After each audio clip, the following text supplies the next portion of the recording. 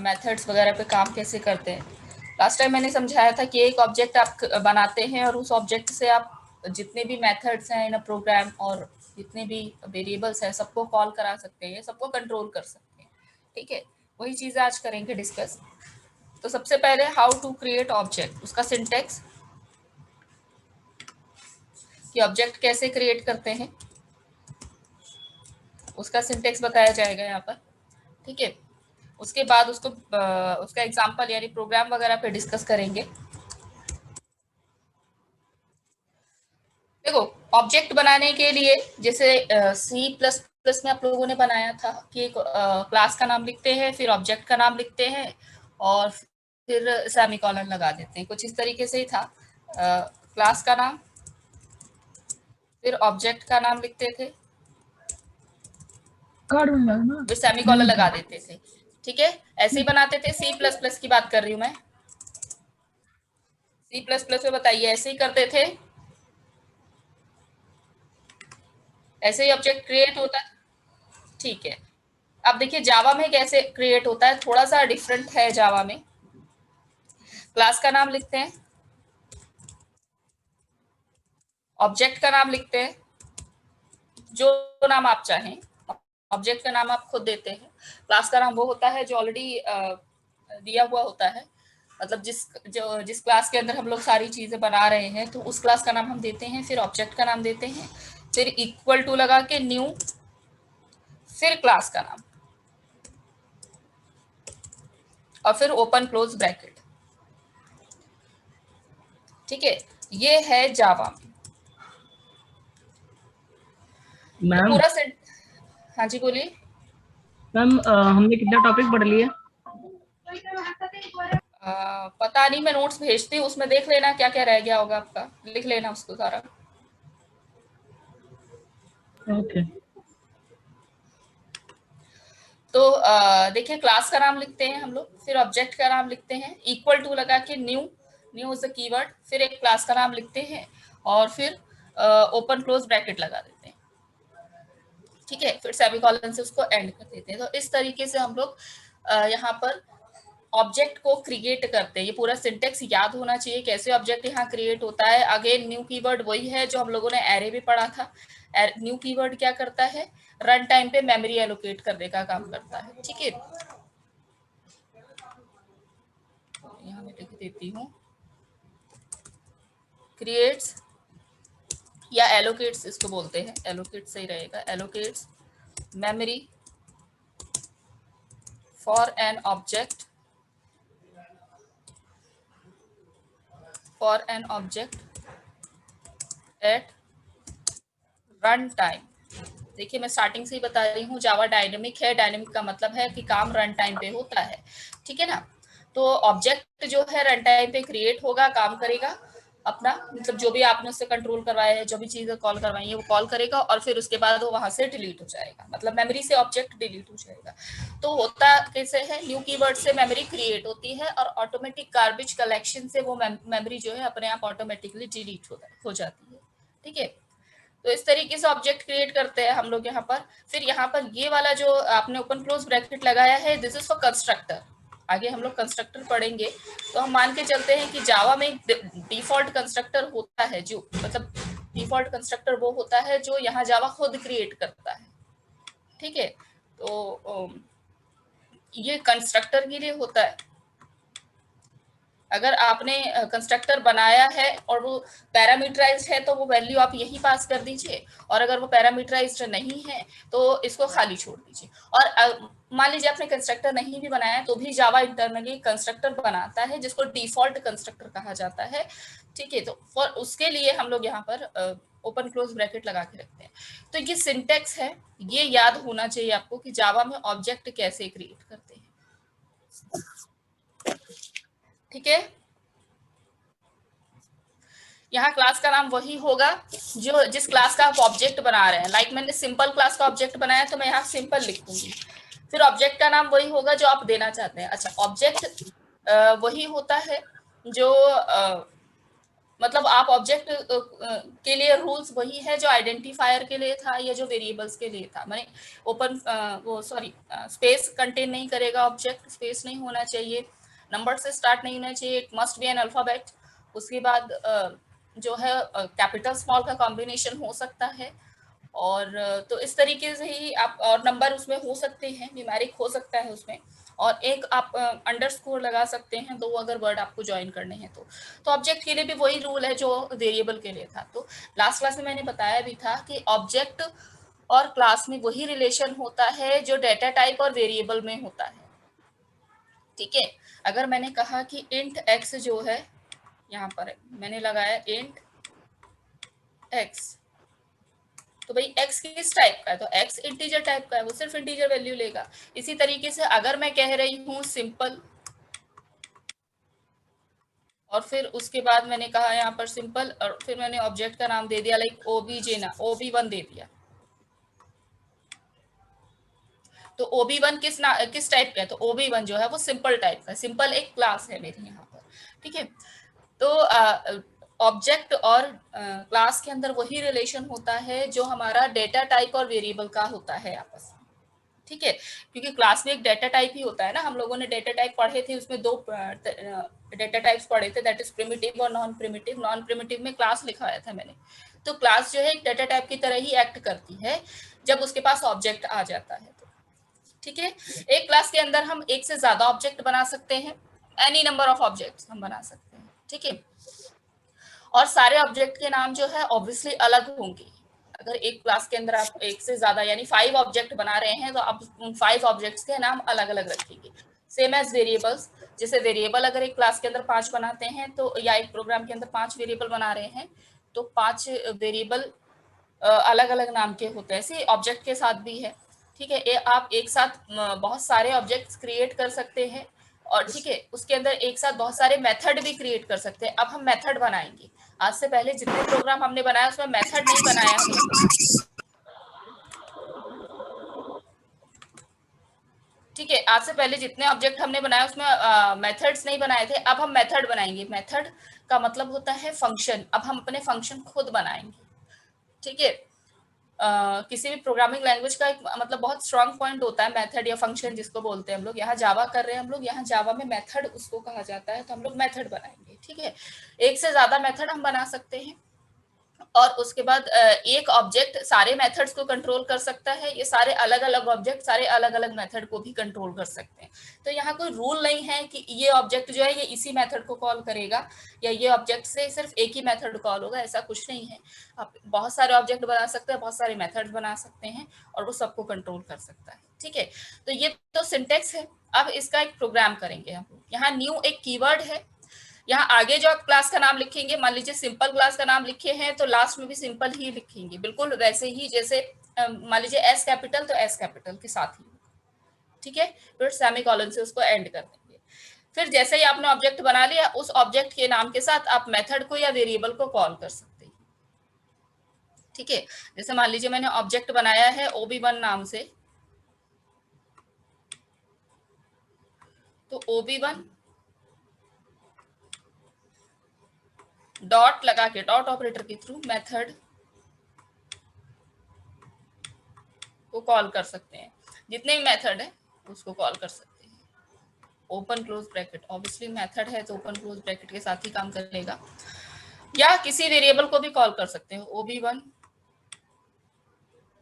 Dot variable.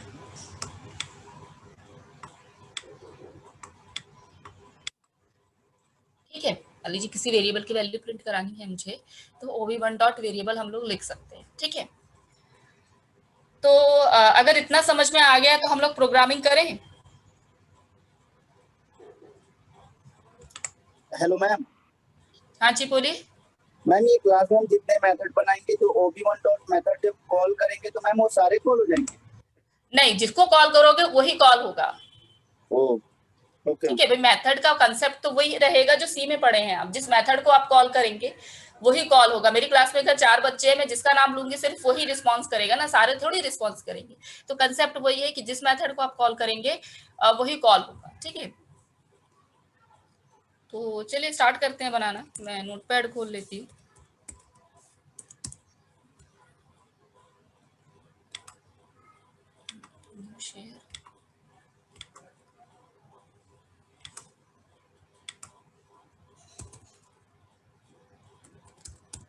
Programme note करते जाएंगे साथ साथ, मतलब प्रोग्राम का क्लिक अपने पास रखा करो।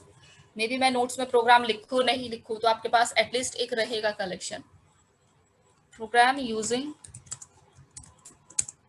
Class and object.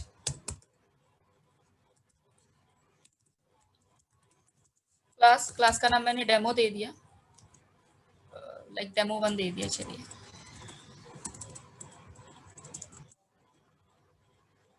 ठीक है, अब मेथड बनाएंगे।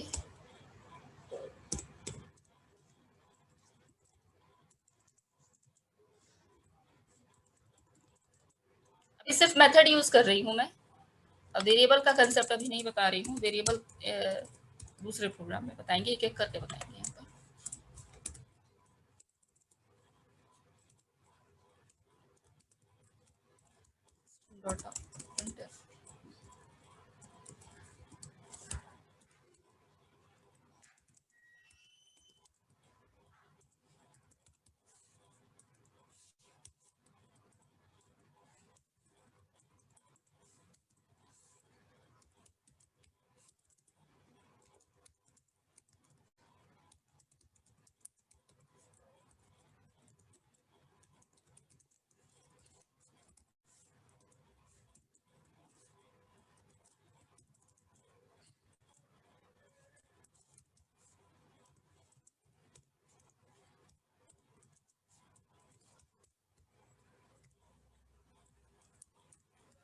अगेन डेमो 1 मेरी क्लास का नाम है और OB1 मेरे ऑब्जेक्ट का नाम है। ठीक है, ये मैंने ऑब्जेक्ट को क्रिएट कर दिया। ऑब्जेक्ट क्रिएट हो गया है, अब ऑब्जेक्ट को यूज करते हैं।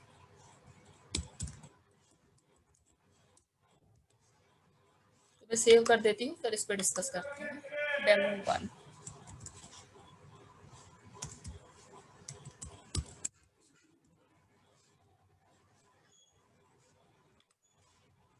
ठीक है, देखिए ये है एक सिंपल प्रोग्राम, और प्रोग्राम करने का सही तरीका इस तरीके से किया जाता है। मेन देखिए, आज से पहले हम लोग मेन जब भी बनाते थे सबसे ऊपर हम मेन ही लिखते थे, लेकिन नहीं, मेन से पहले हम लोगों ने यहाँ मेथड लिखा है, उसके बाद हम लोगों ने यहाँ मेथड डिफाइन किया। देखो ये रहा मेथड को, हमने मेथड को के साथ दो चीजें होती हैं, एक तो उसको डिफाइन करना होता है और फिर उसको कॉल कराना होता है। तो डिफाइन कर दिया और अब कॉल करेंगे।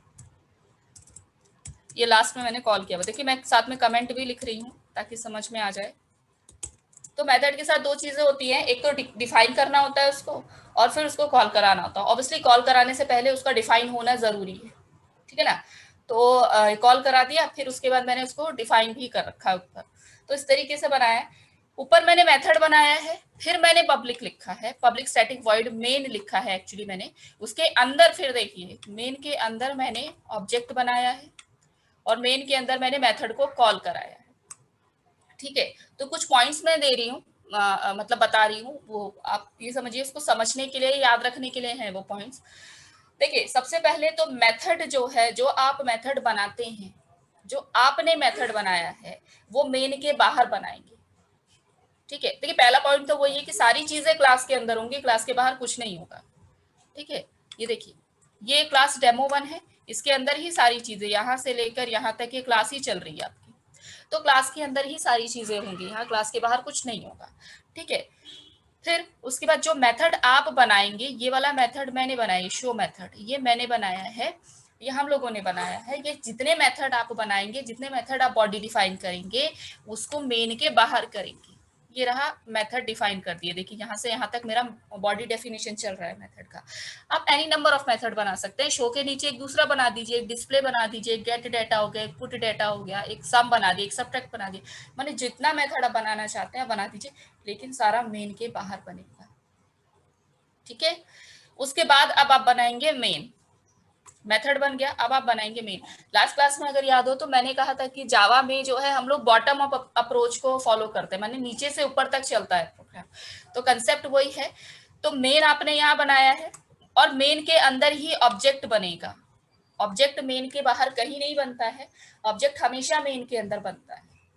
और जब ऑब्जेक्ट बनाएंगे तभी आप किसी चीज को कॉल कर पाएंगे ऑब्जेक्ट के थ्रू, क्योंकि ऑब्जेक्ट ओरिएंटेशन प्रोग्रामिंग के अंदर सारे ऑब्जेक्ट सारी जो फीचर्स है, फीचर्स माने मेथड हो गए, वेरिएबल हो गए, वो सारे के सारे ऑब्जेक्ट के साथ ही कॉल होते हैं, ठीक है। और या तो ऑब्जेक्ट के साथ कॉल होते हैं, या अगर आप स्टैटिक लगा देते हैं तो क्लास के नाम के साथ भी कॉल हो जाता है, वो खैर अलग चीज है। लेकिन अभी ये मान के चलिए कि ऑब्जेक्ट के साथ ही सारी चीजें कॉल होती हैं। तो पहले ऑब्जेक्ट बनाएंगे तभी ना कॉल करेंगे सारी चीजों को। तो ऑब्जेक्ट हमेशा मेन के अंदर ही बनता है, मेन के बाहर कहीं नहीं बनेगा ऑब्जेक्ट, ठीक है। क्योंकि न्यू कीवर्ड जो है आपका वो मेन के अंदर ही आप लेकर आप आएंगे। ऑब्जेक्ट जो भी है, ऑब्जेक्ट हमेशा मेन के अंदर ही बनेगा। उसके बाद जितने फीचर्स आप कॉल कराना चाहते हैं उस ऑब्जेक्ट के थ्रू आप डॉट ऑपरेटर लगा के ऑब्जेक्ट को कॉल करा सकते हैं। इसी क्लास के अंदर हम कितने भी ऑब्जेक्ट बना सकते हैं और सारे ऑब्जेक्ट से शो मेथड को कॉल करा सकते हैं, ठीक है। तो इस तरीके से काम करेगा। हाँ जी बोलिए।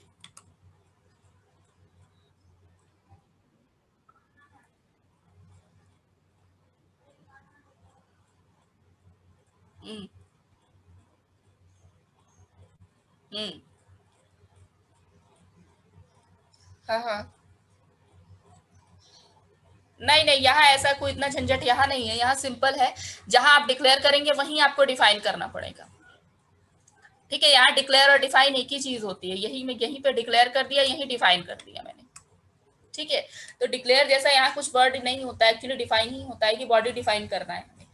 तो हम लोगों ने बॉडी डिफाइन कर दिया यहाँ पर, और उसके बाद नीचे कॉल करा दिया उसको, ठीक है। तो अलग से आपको कोई प्रोटोटाइप नहीं लिखना है, अलग से मतलब अलग से सिग्नेचर नहीं लिखना है, फिर उसको अलग से डिफाइन नहीं करना है, नहीं इतना नहीं करना है यहाँ पर। यहाँ जहां आपको डिफाइन करना है वहीं आप मेथड को स्टार्ट कीजिए, वहीं बॉडी डिफाइन कर दीजिए पूरी। तो इस तरीके से काम करता है, ठीक है। तो अब और क्या बताना था मुझे, देखिए हम लोगों ने भले ही शो मेथड ऊपर लिखा है, ठीक है। हम लोगों ने यहाँ पर शो मेथड भले ही ऊपर लिख लिया है, लेकिन जब कंपाइलर काम करेगा ना तो सबसे पहली लाइन वो ये मेन की पढ़ेगा।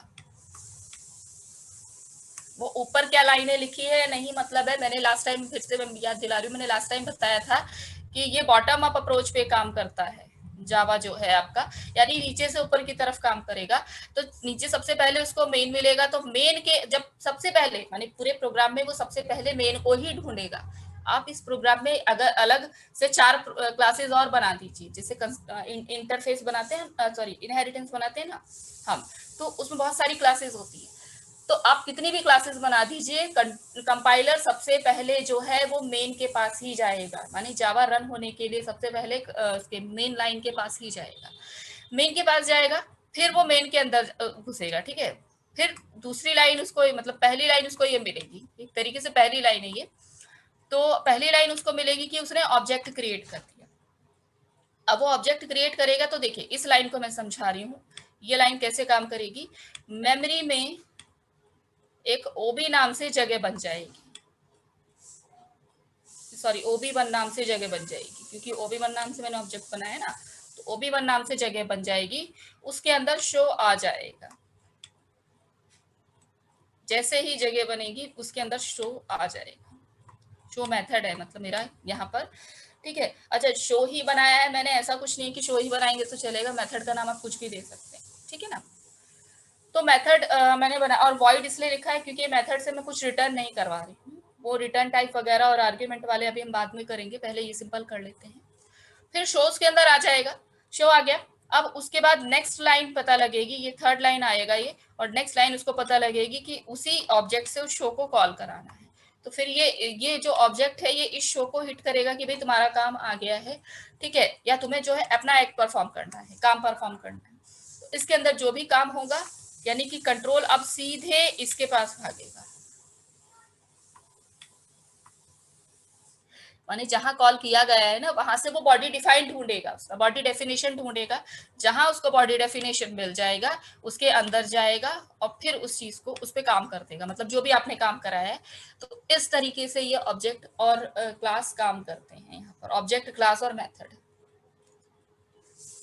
आया समझ में, ठीक है।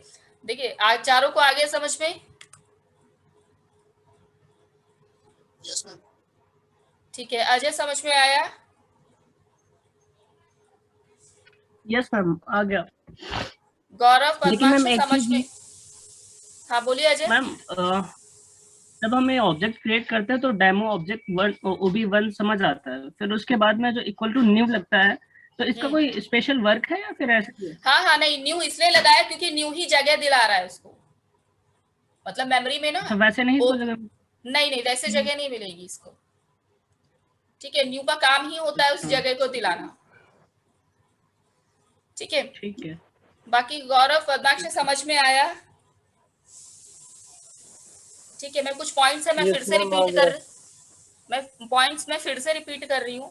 एक क्लास के अंदर कितने number, any number of object बना सकते हैं, एनी नंबर ऑफ मेथड बना सकते हैं। ठीक है, ये आपके ऊपर है। एक ऑब्जेक्ट जो है वो सारे ऑब्जेक्ट मेथड्स को कंट्रोल कर सकता है। एक ऑब्जेक्ट जो है वो सारे मेथड्स को कंट्रोल कर सकता है, जितने भी आपने बनाए। कंट्रोल करना मतलब कॉल कराना, जो कॉल कर रहा है यहाँ पर। ठीक है, और ऑब्वियसली जिसको कॉल कराया जाएगा वही काम करेगा। तो एक ऑब्जेक्ट सारे मेथड्स को कॉल कर सकता है, और सारे मेथड्स सारे ऑब्जेक्ट जो है वो एक मेथड को भी कॉल कर सकते हैं। मान लीजिए मैं यहाँ 5 ऑब्जेक्ट बना दूं और मेरे पास मेथड सिर्फ शो ही है, तो सारे OB1 OB2 OB3 OB4 सब शो को ही कॉल करेंगे। ठीक है, सब आउटपुट देंगे। ठीक है, फिर थर्ड पॉइंट ये है कि मेन के अंदर ही ऑब्जेक्ट बनता है, मेन के बाहर ऑब्जेक्ट नहीं बनता। मेन के अंदर ही ऑब्जेक्ट बनता है, और जब ऑब्जेक्ट बन जाता है उसके बाद ही उसको हम यूज कर सकते हैं ऑब्वियसली। ठीक है, यूज करना मतलब फीचर्स को कॉल कराना। तो जब ऑब्जेक्ट बन गया उसके बाद ही हमने उन ऑब्जेक्ट को बनाने के बाद ही हम लोगों ने उन सारी चीजों को कॉल कराया जो मेरे प्रोग्राम में ऑलरेडी थी। मेथड जो आप बनाएंगे उसको मेन के बाहर बनाएंगे। मेथड जो आप बनाएंगे उसको मेन के बाहर बनाएंगे ऑब्वियसली क्लास के अंदर। तो बाहर मेन के बाहर क्यों बनाएंगे? क्योंकि मेन खुद एक मेथड है, अपने अंदर दूसरे क्लास की दूसरे मेथड की बॉडी वो बर्दाश्त नहीं करेगा या वो अग्री नहीं करेगा। तो इसलिए जो मेथड आप बनाएंगे उसको आप मेन के बाहर ही रखते हैं, मेन के अंदर कोई मेथड नहीं बनाते। यहाँ इनर मेथड का कोई कंसेप्ट नहीं होता है, कहीं भी नहीं होता है वो तो खैर। ठीक है, तो यहाँ मेथड हमेशा आप बाहर बनाएंगे। इवन आपने मेरे ख्याल से सी में भी अलग ही बनाया होगा, मेन के बाहर ही आपने मेथड्स बनाए होंगे ना, फंक्शंस। C++ में भी मेन के बाहर ही आपने फंक्शंस बनाएंगे। कॉल मेन के अंदर ही होगा, क्योंकि कॉल ऑब्जेक्ट के हाँ साथ होता है। जब ऑब्जेक्ट बन जाएगा तो ही कॉल होगा। ये कुछ पॉइंट्स हैं याद रखने के। और हाँ, लास्ट पॉइंट ये कि कंपाइलर सबसे पहले मेन को ढूंढता है, उसके बाद मेन के अंदर जाता है, फिर वो लाइन बाय लाइन एग्जीक्यूशन करता है। फिर जब उसको मेथड मिलता है कि भाई मेथड को कॉल मैम, कराएगा क्या, इस। हाँ जी बोलिए। तो मेन मेन तो हमेशा पहले चाहे सी हो चाहे C+, हमेशा मेन पहली कॉल होता है मैम। हाँ हाँ, कहीं पर भी मेन पहले कॉल होता है, तब जाके अंदर मेन की चीजें फीचर्स हाँ कॉल होते ठीक है। हैं। ठीक है, तो ठीक है मैम। कंपाइलर सबसे पहले मेन को ही कॉल करेगा, मतलब मेन लाइन को ही हिट करेगा। उसको जहां मेन मिल जाएगा उसके अंदर फिर वो फीचर्स जो भी बनाए गए हैं, मैंने ऑब्जेक्ट बनाया है तो पहले वो ऑब्जेक्ट बनाएगा मेमोरी में, फिर उसके बाद उस ऑब्जेक्ट को कॉल कराएगा। ठीक है, ऐसा नहीं कि पहली लाइन ऑब्जेक्ट ही बनाना है, लेकिन मेरे इस प्रोग्राम की नीड यही है कि मुझे ऑब्जेक्ट बनाना पड़ेगा। ठीक है, और तो मैंने ऑब्जेक्ट बना दिया, मतलब आप मेन के अंदर वेरिएबल क्रिएट कर दीजिए, इफ एल्स का फॉर्मूला लगाना है या कोई लॉजिक लगाना है, आप वो सब कर सकते हैं आराम से। जितना अभी तक सीखे हैं हम सब काम कर सकते हैं इस प्रोग्राम के अंदर भी। ठीक है, आप इफ एल्स को मेन के अंदर भी मतलब यूज कर सकते हैं, और इस शो के अंदर भी यूज कर सकते हैं। तो जब शो के अंदर यूज करेंगे, जब शो कॉल होगा तो इफ एल्स अपने आप काम कर जाएगा, है ना। तो इस तरीके से ये काम करता है। अब देखिए, OB1 से आपने शो को कॉल किया है। ठीक है, OB1 से हमने शो को कॉल किया है, और OB1 जो है डेमो1 का ऑब्जेक्ट है। इसका मतलब है कि डेमो1 और शो में कुछ न कुछ तो रिलेशन है। देखिए, आ रहा है समझ में क्या कह रही हूं मैं? OB1 से हमने शो को कॉल किया गया है यहाँ पर। ठीक है, फिर उसके बाद OB1 जो है मैंने डेमो का बनाया है। इसका मतलब है इनडायरेक्टली ही सही, लेकिन डेमो और शो का कुछ रिलेशन तो है। हाँ बिल्कुल। आ यस रहा है ना मैम। समझ में? मैंने जैसे मैथ्स नहीं पढ़ते थे, A is equal to B, B is equal to C, तो ए ऑटोमेटिकली ए जो है वो सी के बराबर हो जाता है। तो वही कंसेप्ट यहाँ पर भी है। इसका मतलब है कि OB1 जो है वो OB1 जो है वो शो को ढूंढेगा इस पूरे प्रोग्राम के अंदर, कि अगर OB1 जो है डेमो का है तो शो भी डेमो का ही होगा, मतलब सॉरी डेमो1 का ही होगा, और वो डेमो1 के अंदर ही पूरे शो को ढूंढेगा। ठीक है, फिर उसको शो मिल जाएगा और वो शो को एक्सेस करा देगा, मतलब शो में जो भी काम किया है हमने वो काम कर देगा। ठीक है, आ गया समझ में? Yes ma'am. ठीक है, चलिए अब इसको ना रन कराते हैं, फिर इसमें और चेंजेस करके देखेंगे। तो रन इसको मैंने सेव कर दिया था डेमो 1 से। नाउ कमांड प्रॉम्प्ट रन और कंपाइल वैसे ही कराते हैं जैसे आज तक कराते आए हैं। CD डेस्कटॉप, फिर CD BCA 4 जो भी था आपका, फिर जावा से डेमो 1 डॉट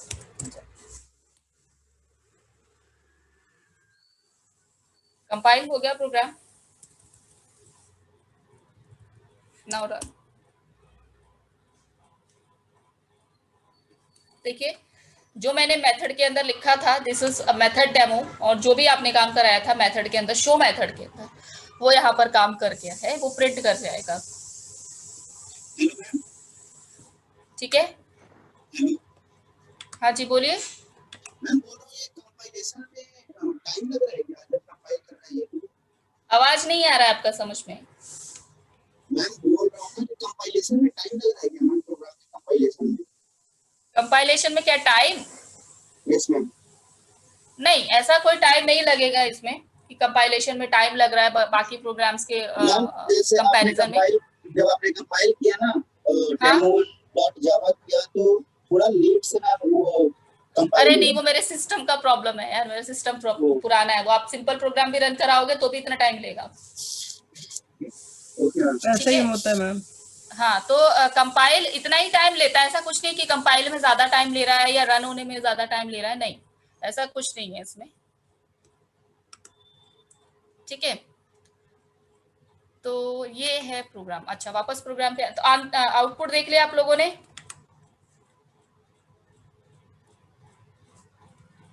एक बार दोनों स्क्रीन दिखानी है मुझे। ओके, ये देखिए, ये मैंने प्रिंट कराया है, दिस इज मेथड डेमो, तो वही यहाँ पर प्रिंट हो गया है। ठीक है, अब देखिए अगर मान लीजिए मैं दोबारा से कॉल करा दूं इसी ऑब्जेक्ट से,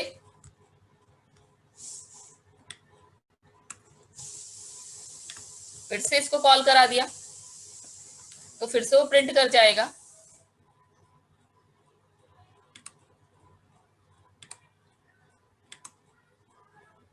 ठीक है, फिर से कंपाइल और रन कराएंगे हम लोग। ये कंपाइल कराया और ये रन कराया, तो फिर से वो प्रिंट कर गया। ठीक है, तो आप कितनी बार भी कॉल करा सकते हैं, और मतलब उस जो भी आपने मेथड बनाया ही इसलिए जाता है कि डिफाइन एक बार करें, और बार बार अगर हमें कॉल कराना है तो हम लोग मेथड इसलिए बनाते हैं ना। तो मेथड बनाया मैंने और उसको हमने कॉल करा दिया, 2 बार कॉल कराया, दोनों बार यहाँ प्रिंट कर गया, देखिए। ठीक है, आ गया समझ में? Yes ma'am. ठीक है, आते हैं वापस से प्रोग्राम पे और थोड़े से अब चेंजेस करते हैं। और क्या चेंजेस करें इसमें? ठीक है, सबसे पहले तो मैं इस वाली लाइन को एक बार और एक्सप्लेन करना चाहूंगी। अगर ये वाली लाइन देखिए, कहाँ गया, यहाँ लिखा है मैंने demo 1 my class name, object 1 my object name, new ऐसे ही कीवर्ड है, ऐसे ही लगाना है, डेमो 1 वापस से मेरी क्लास का नाम, ओपन क्लोज ब्रैकेट। ठीक है, तो एक मेमोरी क्रिएट हो जाती है। इस लाइन के बाद क्या होगा,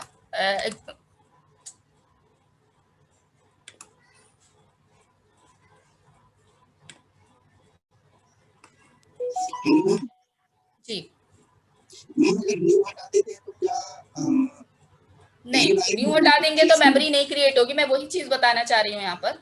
क्या होगा, जैसे ही ये पूरी लाइन मैंने लिखी है, ये पूरी लाइन लिखने के बाद उसमें मेमोरी में एक जगह बन गई है OB1, और साथ ही साथ उस जगह बनने के बाद OB1 के अंदर वो चीजें भी आ गई हैं जो OB1 को कॉल करा रही है। माने सिर्फ एक शो मेथड मैंने बनाया, तो शो मेथड इसके अंदर आ गया है कि पे इसको शो मेथड पे काम करना है। तो पूरा इस लाइन का मतलब, इस पूरी लाइन का मतलब ये पूरा काम होता है कि OB1 की मेमोरी बनेगी, OB1 के अंदर जो भी चीजें हैं वो सब आ जाएंगी।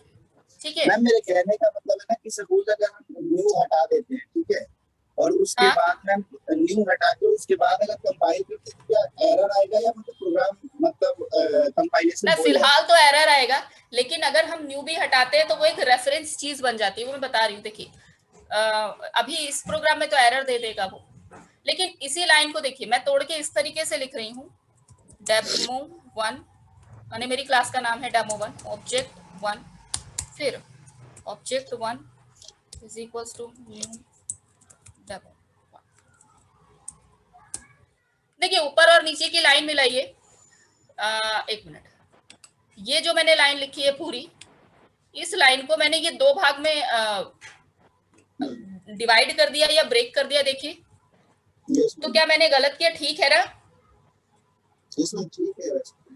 ठीक है भाई। आप कोई लोग लिखता है ऐसे, int x is equals to 10, और कोई लोग ऐसे लिखता है इंट x, एंड एक्स और फिर अलग लाइन में हाँ x इज इक्वल्स टू 10। तो भाई x को 10 मिलना था, x को तो 10 मिल गया ना। ऐसे ही मेरे OB1 को जो है न्यू मिलना था, न्यू मिल गया है OB1 को। तो समझ रहे हैं? तो ये जो लाइन मैंने लिखी है वो इसके तरीके से मान के चलिए, और ये जो दो मैंने ब्रेक कर दिया है उसको इसके तरीके से मान के चलिए। तो अब क्या होगा, अब एक एक लाइन पे क्या सीन क्रिएट होगा। इस लाइन पे देखिए, ये जो है ऑब्जेक्ट नहीं, ये रेफरेंस कहलाएगा। इसको हम बोलेंगे इस लाइन पे OB1 क्या है, ऑब्जेक्ट नहीं बना है अभी। जब तक, आप ये समझिए, जब तक एक ऑब्जेक्ट को न्यू कीवर्ड नहीं मिलता है वो पूरी तरीके से ऑब्जेक्ट नहीं बनता है। तो ऑब्जेक्ट नहीं बनता है तो क्या बनता है, तो वो कहलाता है रेफरेंस वेरिएबल। इसको हम बोलते हैं रेफरेंस वेरिएबल।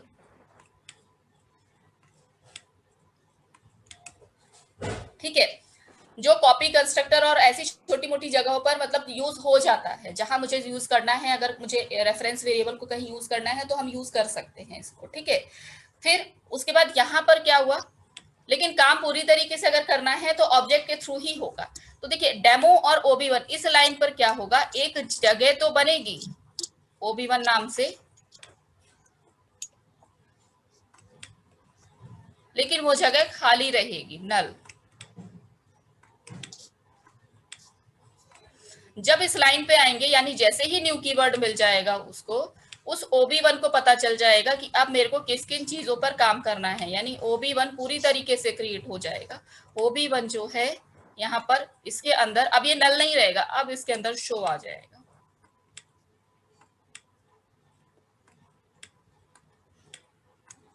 ठीक है, तो ये है भाई दो लाइन का मतलब, ये है पूरा काम इस तरीके से करता है।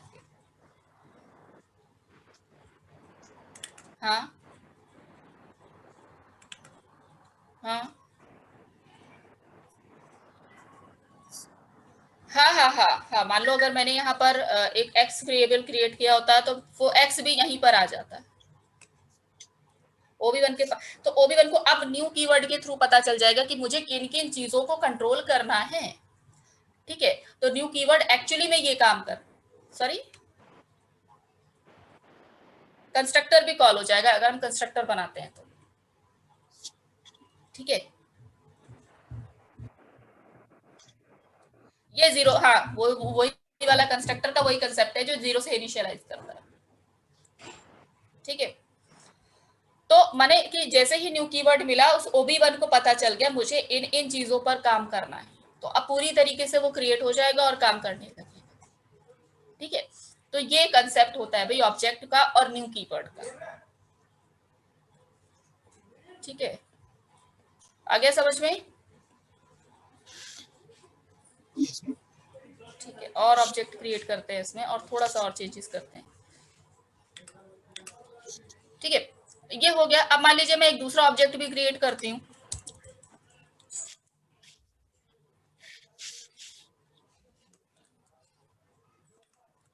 और दूसरा ऑब्जेक्ट ऑब्वियसली सेम नाम का नहीं होगा, ऑब्जेक्ट का नाम हमें बदलना होगा इस तरीके से। ऑब्जेक्ट मैंने क्रिएट कर लिया। अब इसी OB2 से मैं फिर से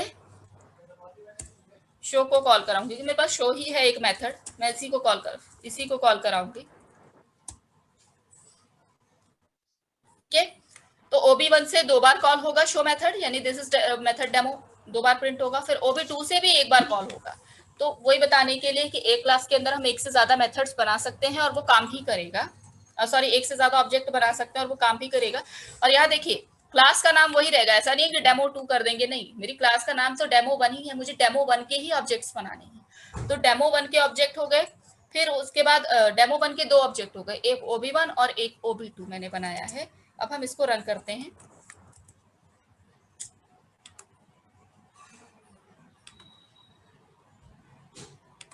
ठीक है, रन के लिए वही कंपाइल, फिर रन।